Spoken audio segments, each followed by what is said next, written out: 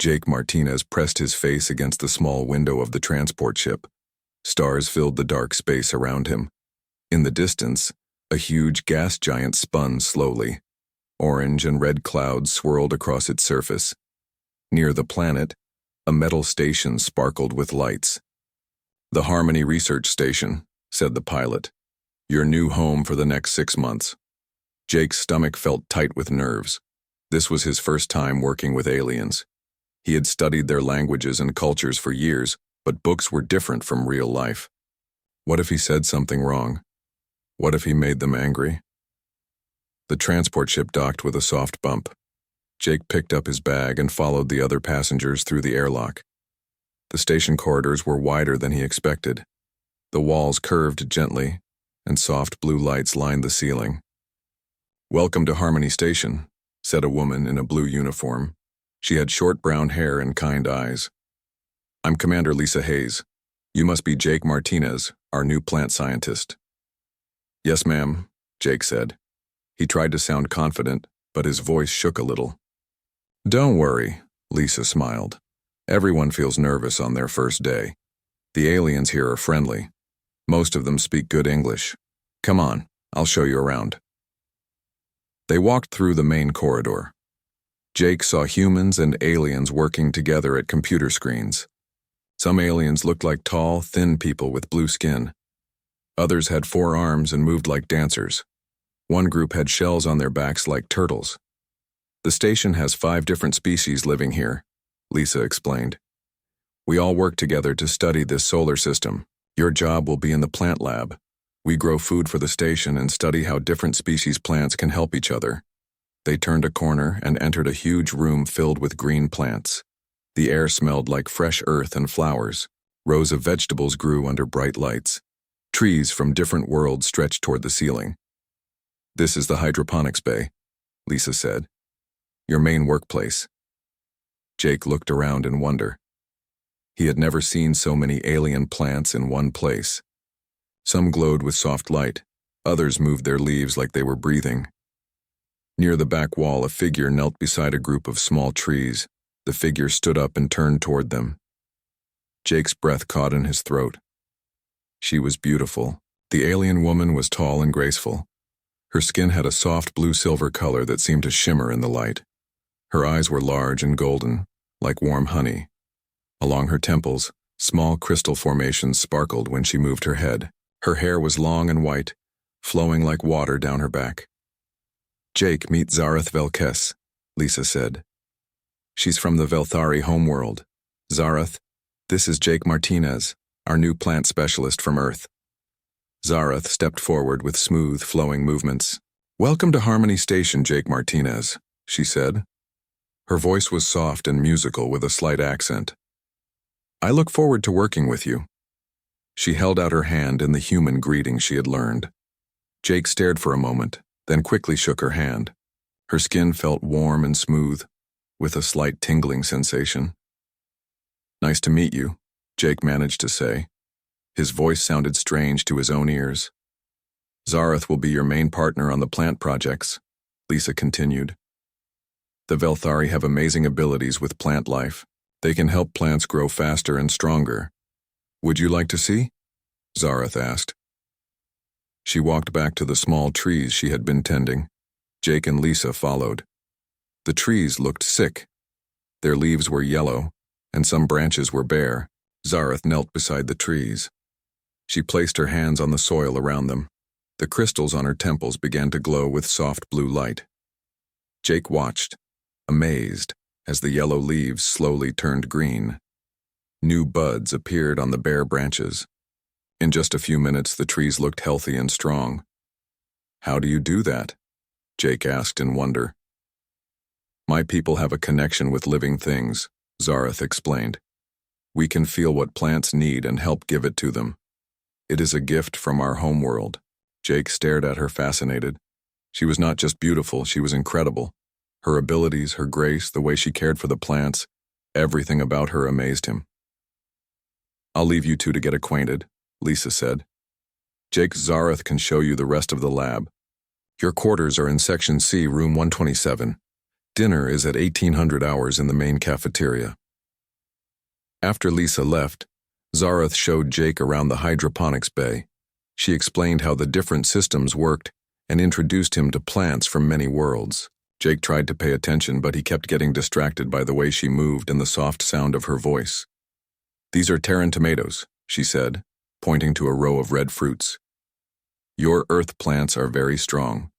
They adapt well to different conditions." "Yeah, we humans are pretty adaptable too," Jake said, then immediately felt silly for the comment. Zareth smiled. "I have noticed this about your species. It is an admirable quality." They continued the tour. Jake learned about Velthari healing herbs, Kethrin grain pods, and Zoran fruit trees. The whole time he found himself stealing glances at Zareth. The way the light caught her silver skin, how her crystals sparkled when she concentrated, the gentle way she touched each plant. It all captivated him. As they finished looking at the last section, Jake walked a little behind her. She was examining a flowering vine, her back turned to him.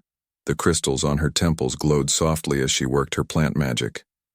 Jake shook his head, amazed by what he was seeing. Without thinking, he whispered quietly to himself. "I whispered she's so gorgeous, I wonder if she'd marry me."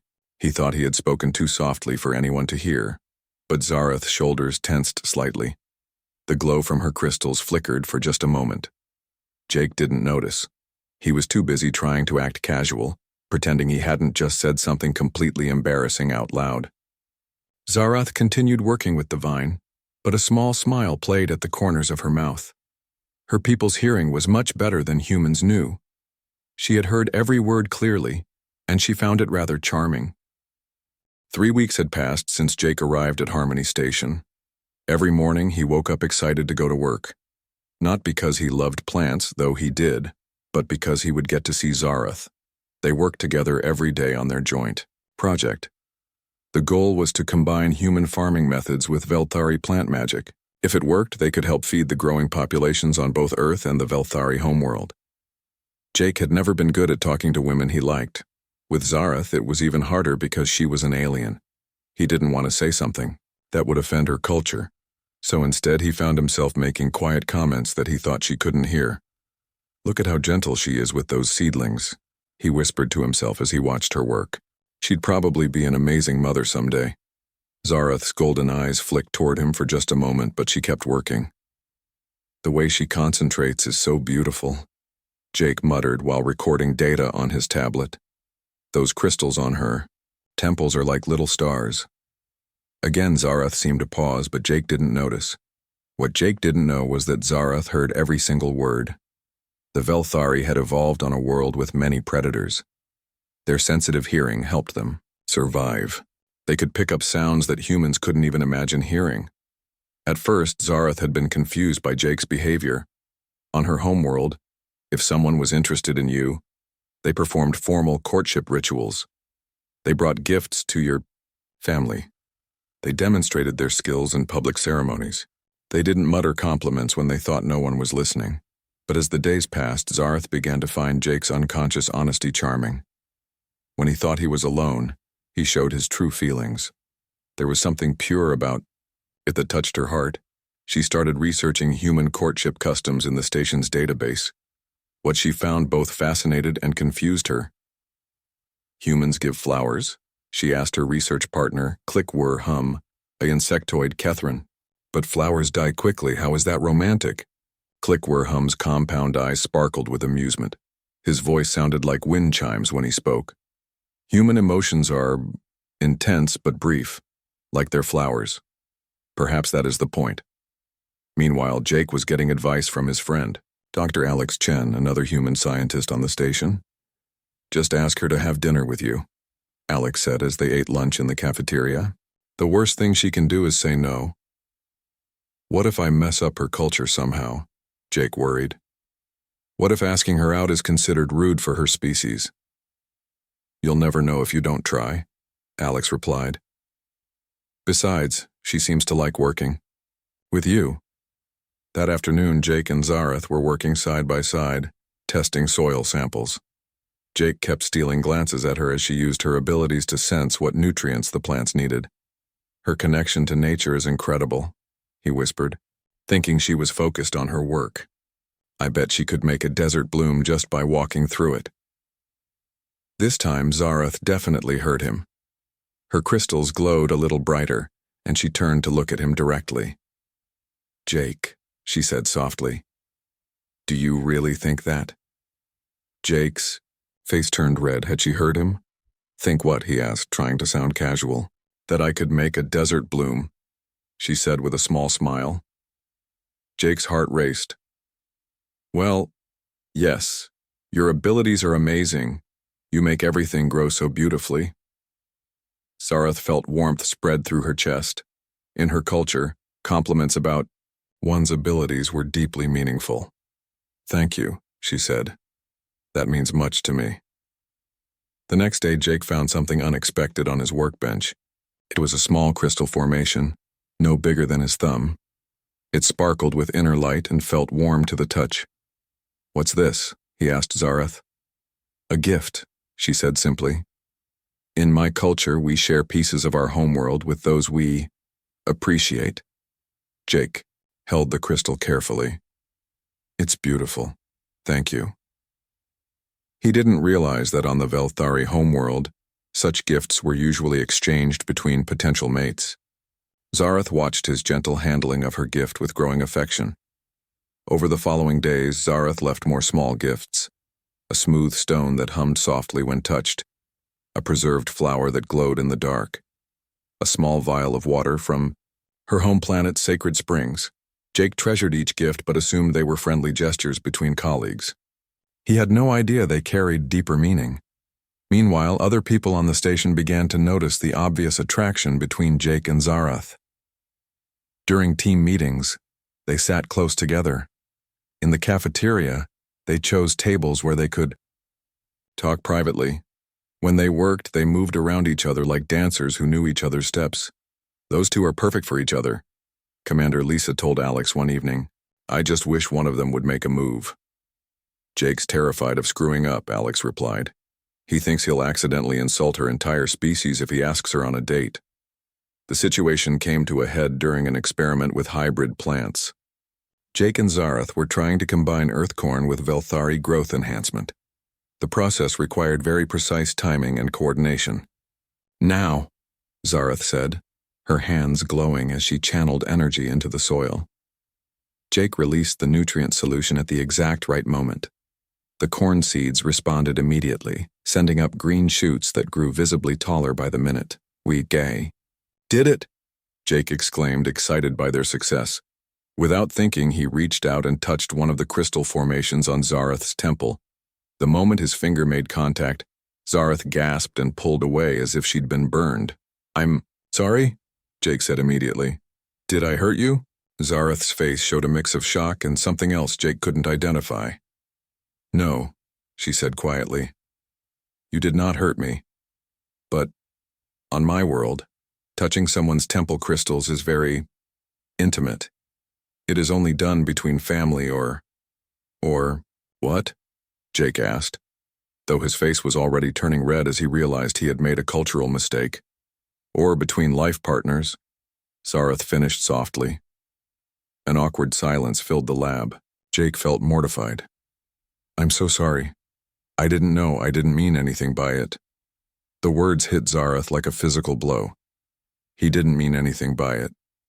So all his whispered compliments, all the gentle ways he treated her gifts, all the time they spent together, none of it meant what she had hoped it meant.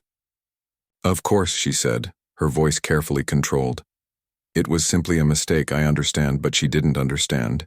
Human behavior was too confusing. Their signals were too mixed. She had misread everything.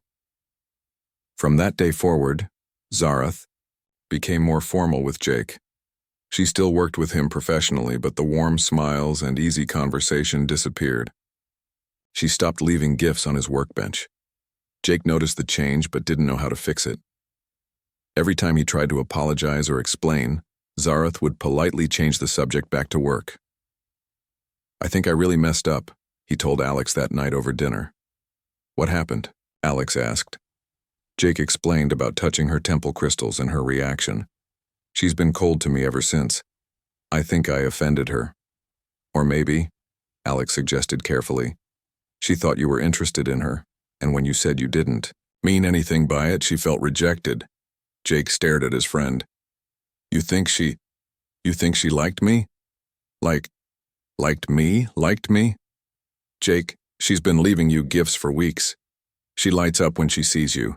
She laughs at your terrible science jokes. Of course she likes you. Jake felt his heart sink. Had he ruined everything by being clueless about her culture?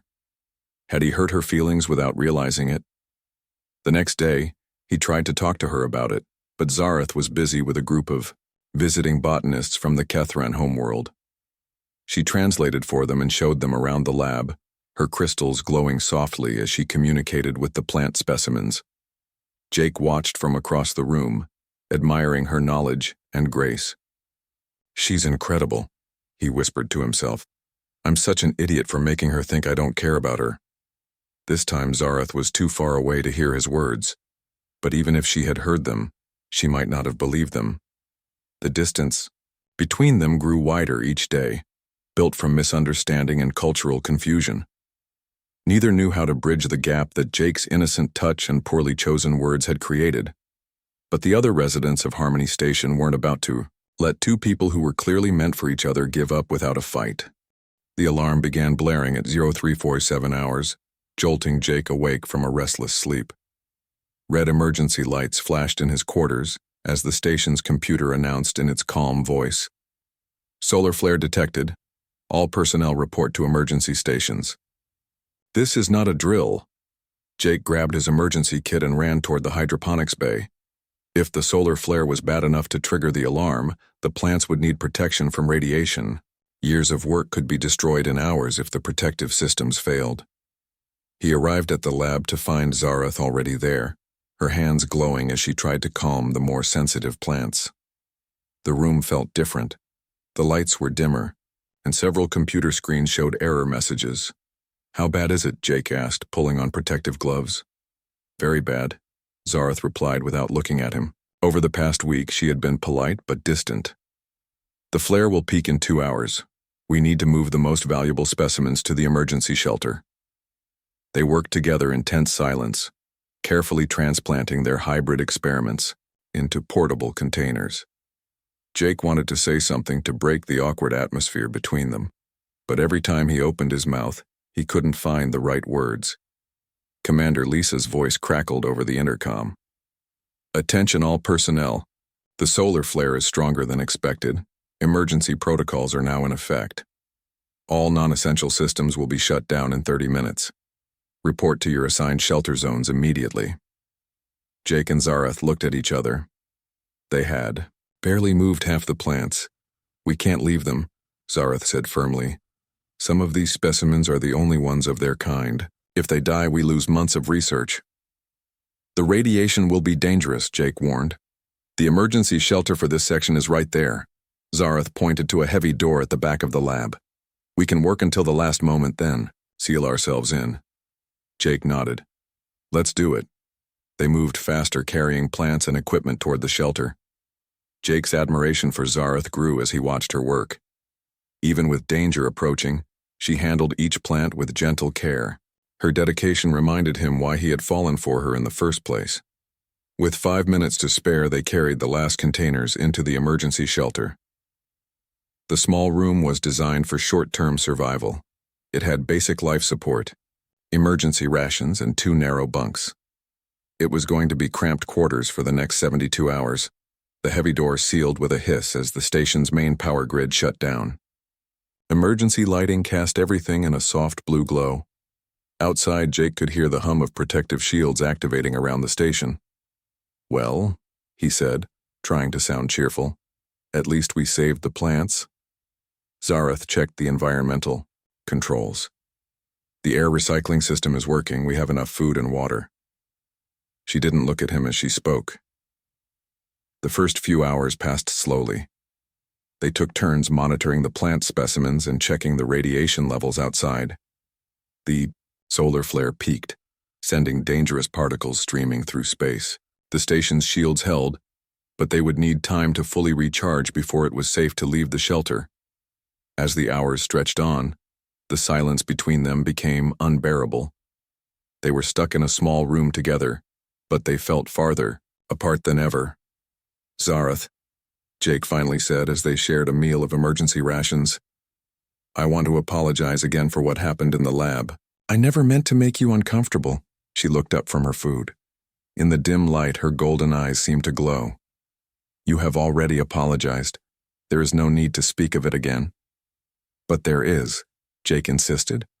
"Because I've been an idiot, and I think I hurt your feelings." Zareth set down her food. "Human emotions are difficult for me to understand," she said carefully.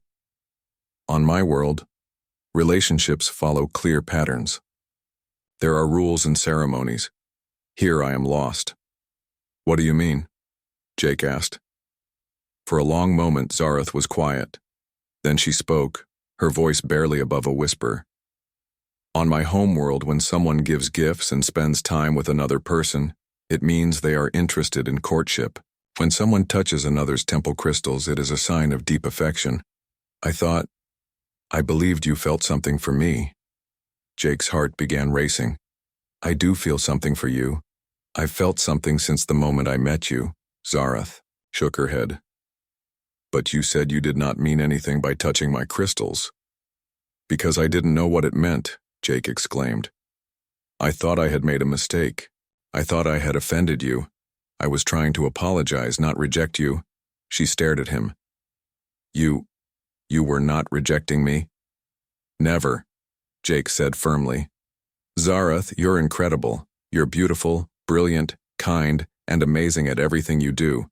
I've been wanting to tell you how I feel for weeks, but I was scared I'd mess up your culture or say something wrong. But I have been able to hear your feelings all along," Zareth said softly. Jake frowned. "What do you mean?" Zareth's crystals began to glow gently. "My people have very sensitive hearing, much better than humans. When you whispered to yourself about me, I heard every word." Jake's face turned bright red. "You heard me? All those times I thought I was being quiet?" "Every word," she confirmed. "The first day we met, when you said I was gorgeous and wondered if I would marry you. When you said I would be a good mother. When you called me beautiful. I heard it, all." Jake buried his face in his hands. "Oh no, you must think I'm a complete creep." "No," Zareth said, moving closer to him. "I thought it was the most romantic thing I had ever experienced." Jake looked up in surprise. "Really?" "In my culture, we value truth above all else. We believe that people show their real nature when they think no one is watching. Your whispered words showed me who you truly are, kind, appreciative, honest. Even when you thought you were alone, you spoke of me with respect and care." "So you're not angry with me?" Jake asked hopefully. "I was hurt when I thought you did not care for me," Zareth admitted. "But angry? No. I was more angry with myself for misunderstanding human behavior." Jake reached out slowly and took her hand. This time, she didn't pull away. "I care for you more than you know. I just didn't know how to show it without messing things up." "Perhaps," Zareth said with a small smile, "we should teach each other about our cultures, so we can understand each other better." Over the next 2 days, trapped together in the emergency shelter, they did exactly that. Jake told Zareth about human dating customs, how people went on dates to get to know each other, how physical affection developed slowly over time, how humor and shared interests were important. Zareth explained Velthari courtship rituals, how families arranged meetings between potential partners, how gifts were given to show serious intent, how the touching of temple crystals was reserved for the deepest connections. "So when I touched your crystals," Jake said, "it was like I was saying I loved you." "Something like that," Zareth agreed. "But then when you said you meant nothing by it, I thought you were rejecting something very serious." "No wonder you were hurt," Jake said. "I'm sorry, I wish I had known. And I wish I had understood that humans express feelings differently," Zareth replied. Your quiet words meant more to me than any formal ceremony could have. They talked about their families, their dreams, their fears. Jake learned that Zarath had always felt different from others of her species because she was more curious about other worlds. Zarath discovered that Jake had become a scientist because he wanted to help grow food for hungry people. On the second night, as they lay on their narrow bunks talking softly, Jake whispered, "I still can't believe someone as amazing as you could be interested in someone like me." "I heard that," Zarath said with a gentle laugh. "And I want you to know I am very interested in someone like you." Jake turned toward her bunk. "Really?" "Really," she confirmed. "You are kind, passionate about your work, and you care about helping others. These are qualities my people greatly admire." "Your people might not approve of you dating a human," Jake said quietly. "Then they will have to learn," Zarath replied firmly. "Just as I have learned that the best things are often found where you least expect them." On the third morning, the radiation levels finally dropped to safe levels. The shelter door unsealed with a soft hiss. Jake and Zarath gathered their rescued plants and prepared to return to the main lab. But before they left the shelter, Zarath stopped him. "Jake, may I try something?" "Of course," he said. She reached up and very gently touched his forehead, the human equivalent of where her temple crystals were located. "In my culture, this means I choose you. If you want me to choose you." Jake smiled and carefully touched one of her glowing crystals. "And this means I choose you too." They walked out of the emergency shelter together, their rescued plants in their arms and something new and wonderful growing between them. The solar flare had nearly destroyed their research, but it had given them something much more valuable: understanding, trust, and the beginning of a love that could bridge two worlds. 2 months had passed since the solar flare brought Jake and Zarath together. Their relationship had blossomed like the hybrid plants in their lab, carefully tended, growing stronger each day, and producing beautiful results. Their research project was going better than anyone had hoped. By combining human farming techniques with Velthari bioenhancement, they had created plants that could grow in harsh conditions while producing more food than ever before. The early results were so promising that both Earth and the Velthari homeworld wanted to know more. That's why Jake felt nervous as he stood in his quarters, adjusting his best shirt for the third time. Today, a delegation of important officials from both worlds would arrive at Harmony Station. Jake and Zarath would present their research findings to scientists, diplomats, and even some family members who were coming to see what their children had accomplished. The problem was that neither family knew about their relationship yet. Jake had tried to tell his parents during their weekly video call, but every time he started to explain, the words stuck in his throat. How do you tell your family that you're in love with an alien? How do you make them understand that species doesn't matter when two hearts connect? Zarath was having the same problem.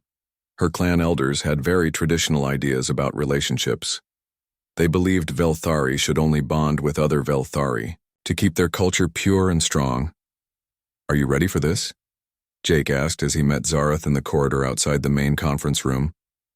She looked beautiful in her formal Velthari robes, but Jake could see the worry in her golden eyes. "I do not know," she admitted. "My mother sent a message yesterday. She has found a suitable partner for me back home, a male from a respected family. She expects me to return after this presentation to meet him." Jake's heart sank. "What did you tell her?" "Nothing yet," Zarath replied. "I wanted to speak with you first." Before Jake could respond, the conference room doors opened. Commander Lisa appeared with their first group of visitors, 3 humans in neat business suits and 2 Velthari in flowing ceremonial robes. "Jake, Zarath, I'd like you to meet the Earth delegation," Lisa said. "Dr. Susan Brown from the Global Food Initiative, Director Ryan Clark from the Space Agriculture Department, and Dr. Maria Santos from the University of California." Jake shook hands with each of them, trying to appear professional while his mind raced with worries about the presentation. "And these are Elder Kethvar and Elder Nimra from the Velthari Council of Sciences," Lisa continued. Zarath bowed deeply to the elders, speaking to them in her musical native language.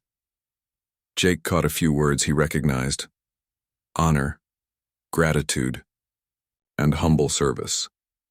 "We are pleased to see your work," Elder HFY said in accented English. "The reports we have received are most promising." More delegations arrived throughout the morning.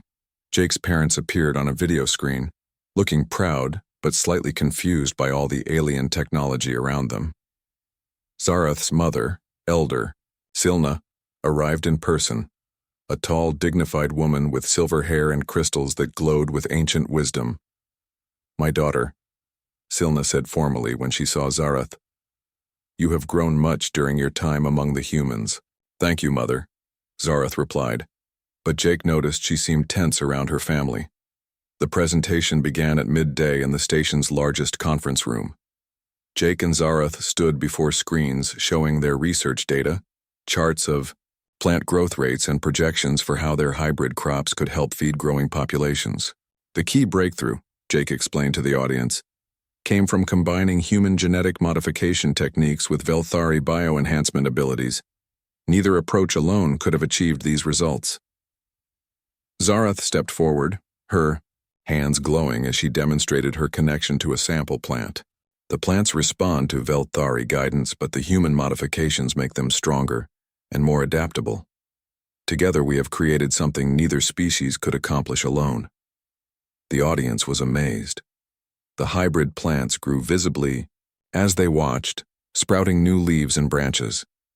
The food production data showed increases of up to 300% over traditional farming methods. "Remarkable," breathed Dr. Brown. "This could solve food shortages on dozens of worlds." Elder HFY nodded approvingly. "The cooperation between species has produced excellent results." For an hour, Jake and Zarath answered technical questions and explained their methods. Everything was going perfectly until Dr. Clark from Earth asked, "How did you two develop such an effective working partnership? Your coordination is extraordinary." Jake and Zarath exchanged glances. This was the moment they had been dreading. Jake began, then stopped. How could he explain that they worked well together because they had fallen in love? "We have learned to understand each other's methods," Zarath said diplomatically. But Elder Silna was watching her daughter carefully. Her ancient eyes missed nothing. "Zarath," she said in their native language, "there is something different about you. Something in the way you look at this human." Jake's mother, watching from the video screen, had noticed the same thing. "Jake, honey, you seem very close to that alien girl. She's lovely, but are you sure it's just a working relationship?" The room fell silent. Jake felt his face burning with embarrassment. Beside him, Zarath's crystals flickered with anxiety. Jake started again. "We care for each other," Zarath said firmly, making the decision for both of them. "Our partnership has become something more than professional." The reactions were immediate and varied. Jake's parents looked shocked. The Earth delegation seemed surprised but interested. The Velthari elders appeared concerned. Elder Silna stood up slowly. "Zarath, you will come with me. We need to speak privately." "Mother, please," Zarath began, but Silna held up her hand. "Now," she said in a tone that allowed no argument. Jake watched helplessly as Zarath followed her mother out of the room. The remaining delegates began talking among themselves in worried whispers. Dr. Clark leaned over to Jake. "Son, are you sure you know what you're getting into? Interspecies relationships are complicated." "I love her," Jake said simply. "I know it's unusual, but I love her." In another room, Zarath was having a similar conversation with her mother. "This is foolishness," Silna said sternly. "You are young and confused by your time among aliens. When you return home, you will bond with Kethron Telmore as I have arranged. He is from a good family with pure bloodlines." "I do not love Kethron Telmore," Zarath replied. "I love Jake Martinez." "Love?" Silna laughed coldly. "What do you know of love? You have been away from your people too long. This human has made you forget who you are." He has helped me discover who I am, Zareth said firmly. I am not just Velthari. I am someone who believes that connection and understanding matter more than species or bloodlines. Silna's crystals glowed with anger. You would throw away thousands of years of tradition for this curiosity? The word hit Zareth like a physical blow. A curiosity. That's how her mother saw her relationship, not as love, but as a passing interest that would fade with time. Meanwhile, Jake was facing pressure from his own family. His parents had requested a private video call and their faces showed confusion and concern. Jake, we support you no matter what, his mother said carefully. But are you sure about this? What kind of future can you have with someone from another planet? What about children? What about coming home? I don't know, Mom, Jake admitted. I just know that she makes me happy. She challenges me to be better. When I'm with her, everything makes sense. His father spoke up. Son, I've seen you with human girlfriends before. You never looked at them the way you look at her. But this is a big step. Are you prepared for how hard it might be? Before Jake could answer, Commander Lisa appeared on the screen. I'm sorry to interrupt, but we have a situation. Jake found Zareth in the observation lounge, staring out at the stars. Her shoulders were shaking slightly, and when she turned toward him, he saw tears in her golden eyes. What happened? He asked, sitting beside her. My mother called our relationship a curiosity, Zareth said quietly. Something that will pass. With time. She has already arranged for me to return home next week to meet my intended mate. Jake felt his world crashing down. And what did you tell her? I told her I would think about it, Zareth replied. But Jake, the pressure from both our families. Maybe they are right. Maybe this is too difficult. Do you want it to be too difficult? Jake asked. Because I don't. I want to fight for us. Zareth looked into his eyes. Even if it means choosing between me and your family's approval? Even if it means being separated by vast distances? Even if we can never have a normal life? Jake took her hands in his. Zareth, there's nothing normal about falling in love with the most amazing person in the galaxy, but that doesn't make it wrong. That makes it extraordinary. Outside the window, the gas giant turned slowly, its storm swirling in patterns that had lasted for millions of years. Some things, Jake thought, were worth weathering any storm for. But as footsteps approached in the corridor, probably their families looking for them, both Jake and Zareth wondered if love would be enough to overcome the forces trying to pull them apart. The Unity Festival came to Harmony Station once every year. It celebrated the successful cooperation between different species, with displays of art, technology, and culture from across the galaxy. This year, the festival held special meaning. For Jake, it might be his last chance to show everyone what he and Zareth had accomplished together. Zareth was scheduled to leave for her homeworld in 3 days. Her mother had made the arrangements, and a Velthari transport ship was already on its way. Once she left, Jake knew he might never see her again. The distance between Earth and the Velthari homeworld was measured in months of space travel. For the past week, Jake had been working on something special. He had barely slept, spending every free moment in an unused section of the hydroponics bay. Even Alex didn't know what he was planning. You look terrible, Alex said as they ate breakfast together. When's the last time you got any sleep? Sleep is overrated, Jake replied, rubbing his tired eyes. I have to finish this today. The festival starts tonight. Finish what? Alex asked, but Jake just smiled mysteriously.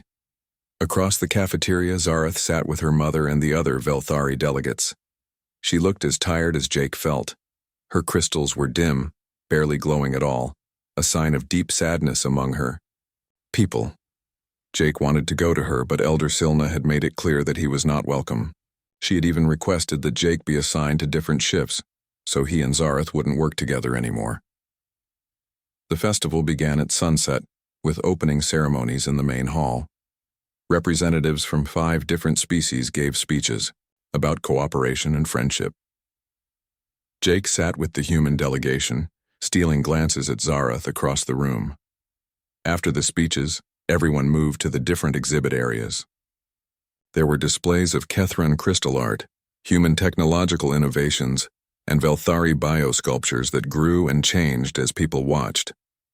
"Attention, everyone," Commander Lisa announced over the intercom. "We have one final exhibit tonight. Jake Martinez has prepared something special in Hydroponics Bay 7. Please join us there in 10 minutes. Jake's heart pounded as he walked toward the bay. He had sent personal invitations to both families asking them to attend. He didn't know if they would come, but he had to try. Hydroponics Bay 7 had been transformed. Jake had spent weeks creating what he privately called a harmony garden, a living artwork that told the story of his relationship with Zarath. The room was filled with plants from both Earth and the Velthari homeworld, arranged in flowing patterns that drew the eye from one section to another. Earth roses grew beside Velthari, singing flowers that hummed softly in harmony. Human cornstalks stood next to graceful Velthari fruit trees that glowed with inner light. But the most amazing part was how Jake had programmed the plants to respond to emotions and proximity. Using a combination of human technology and techniques he had learned from Zarath, he had created a garden that literally came alive when people entered it. As the first visitors walked in, flowers began to bloom in response to their presence. Bioluminescent vines pulsed gently with colors that matched the viewers' heartbeats. Plants that had been dormant suddenly burst into flower when couples walked past them together. "Incredible," breathed Dr. Brown. "How did you do this?" "It's a combination of human sensor technology and Velthari bioenhancement," Jake explained. "The plants respond to electromagnetic fields, heartbeat patterns, and even pheromones. They can sense emotions and react to them." More people entered, the garden gasping with amazement as the plants responded to their presence. Children laughed as flowers bloomed at their touch. Elderly couples watched in wonder as trees sparkled with silver light when they held hands. But Jake was watching the entrance, waiting for the one person he most wanted to see. Finally, Zarath appeared in the doorway. Her mother was with her, along with the other Velthari elders. They stepped into the garden together, and immediately the entire space exploded with light and color. The plants recognized Zarath's unique biosignature. Every flower in the garden bloomed at once. The singing flowers raised their voices in a chorus of welcome. Bioluminescent patterns flowed through the vines like rivers of light. Zarath gasped, her own crystals beginning to glow in response to the garden's energy. She walked slowly through the displays, her hands reaching out to touch plants she had helped nurture. As she moved deeper into the garden, Jake activated the final sequence. The plants began to tell a story through their movements and colors. The story of two different species learning to work together, growing stronger through cooperation, and creating something beautiful that neither could have achieved alone. The centerpiece was a hybrid tree that Jake and Zarath had been growing, together for months. It combined human and Velthari genetics in perfect harmony. As Zarath approached it, the tree's flowers opened, revealing colors that existed nowhere else in nature. "This tree," Jake said, his voice carrying through the quiet garden, "represents what happens when two different forms of life choose to grow together. It's stronger than either parent species. It's more beautiful than anything that came before it, and it can only exist because two very different types of people decided to trust each other." Zarath turned to look at him, tears flowing down her face. The garden responded to her emotions, with waves of gentle blue light rippling through the plants around her. "The flowers respond to compatible life forms," Jake continued, walking toward her. "They bloom brighter when beings who care about each other are near." As Jake moved closer to Zarath, the entire garden began to pulse with warm golden light. Every plant reached toward them, as if drawn by some invisible force. "Jake," Zarath whispered, "this is my way of showing everyone what we've accomplished together," he finished. "Not just in our research, but in understanding each other, in caring for each other, in proving that love doesn't recognize species boundaries." Elder Silna stepped forward, her ancient eyes taking in the incredible display around them. The plants responded to her presence too, but in a more subdued way, respectful, but not passionate. "This is your work?" she asked Jake. "Ours," Jake corrected. "I could never have created this without everything Zarath taught me. And she couldn't have made it without human technology and innovation. We're better together than we are apart. On the video screen that had been set up for the Earth delegation, Jake's parents watched in amazement. His mother wiped tears from her eyes as she saw the garden respond to her son's emotions. "I've never seen anything so beautiful," she whispered. Elder Silna walked slowly through the garden, watching how the plants reacted to different people. She saw how they responded to genuine love between couples, how they recognized the bonds between parent and child, how they celebrated the friendship between different species. When she reached the hybrid tree at the center, she placed her hand on its trunk. The tree's response was immediate, not the passionate light it showed for Jake and Zareth, but something deeper and wiser. The tree recognized her as an elder, someone who had lived long enough to understand the true value of growth and change. "In my many years," Silna said finally, "I have seen my people form alliances with other species for trade, for mutual defense, for shared knowledge. But I have never seen anything like this." She turned to look at Jake and Zareth, who stood together in the center of the glowing garden. "This garden shows me something I had not considered," she continued, "that perhaps the strongest bonds are not those enforced by tradition, but those chosen freely by open hearts." Jake's father spoke from the video screen. "Son, if this is what you two can create together, then you have our blessing." Elder Kethavar stepped forward as well. "The Council of Sciences has seen the data from your research. Your hybrid crops could feed millions, but this," he gestured to the garden around them, "this shows us something more important. It shows us the future of cooperation between our peoples." Zareth looked at her mother with hope in her golden eyes. "Does this mean—" Elder Silna was quiet for a long moment. Then she reached out and gently touched one of her daughter's temple crystals, a gesture of deep affection and approval. "It means," she said softly, "that I have been too focused on preserving the past to see the beauty of the future. If this is what makes you truly happy, then you have my blessing as well." The garden responded to the wave of joy and relief that flowed through the room. Every plant burst into bloom simultaneously, creating a symphony of color and light that took everyone's breath away. Jake took Zareth's hands in his. "So does this mean you'll stay?" "It means," Zareth replied, her crystals glowing brighter than he had ever seen them, "that I choose to build a future with you, whatever challenges that might bring."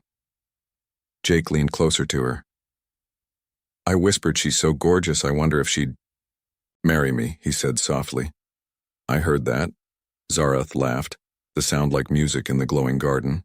"And yes, I will marry you." As they kissed, surrounded by plants that celebrated love in all its forms, the entire garden erupted in the most beautiful display anyone had ever seen. 1 year later, Jake and Zareth were married in that same garden. The ceremony combined traditions from both their cultures. They exchanged vows in English and Velthari. Jake's family attended in person, having made the long journey to Harmony Station. Zareth's clan sent their